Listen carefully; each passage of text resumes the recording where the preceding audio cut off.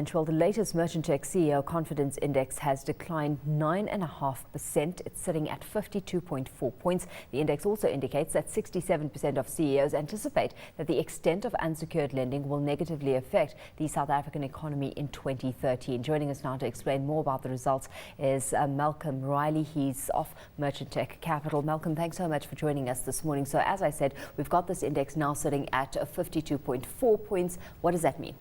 Well, basically, ultimately the CEO confidence index came down quite a bit. So it indicates that there's the potential for a downward move on sentiment.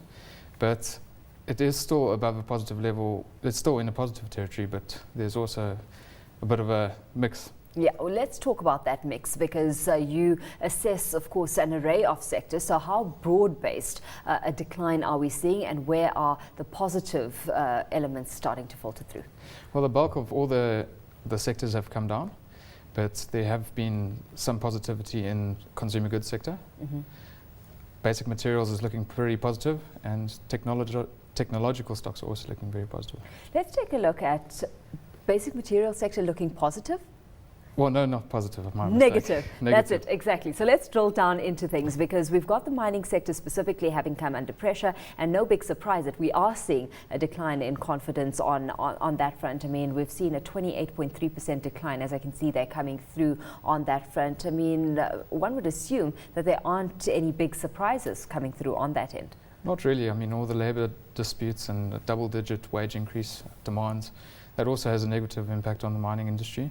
And I believe that, yes, confidence should be reflecting what's actually happening in the market. Let's break it down because the fall in sentiment primarily driven by a decrease in confidence in relation to industry growth expectations, so that waning, but then also a decrease in confidence in relation to the ability of mining firms, for example, to secure debt equity capital.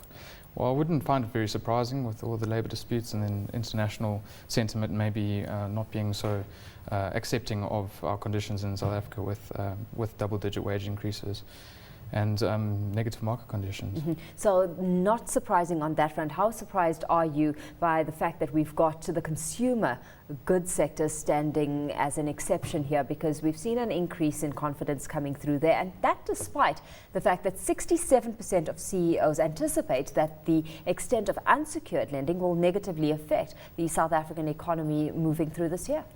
Yes, well, I do believe it's a bit of a double-edged sword.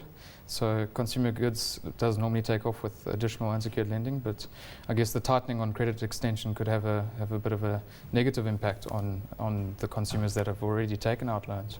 Mm-hmm. Let's go through that banking sector specifically and what some of the issues are that are coming to the fore with regards to how banks are actually managing what they're lending out right now.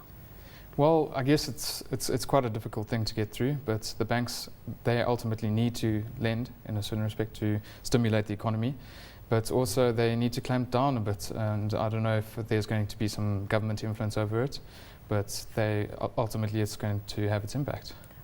To what extent is the political climate starting to have an impact here? Political climate, mm-hmm. I think it has a large impact on confidence, a big impact on sentiment. What exactly is getting people nervous right now? I mean, we've been talking about the fact, for example, that we've got policy, for example, that would stand to benefit growth like the National Development Plan, but implementation seeming to be the missing ingredient. What are some of the factors that have come to bear there? I think the drop in GDP definitely has an impact on sentiment, and inflation being at the upper band also has a negative impact on sentiment. And from the political side of things, what political risk are CEOs starting to pay more attention to? I would have to look a little bit deeper into it. I can give them some communication, and if anybody's interested, I can communicate back to them.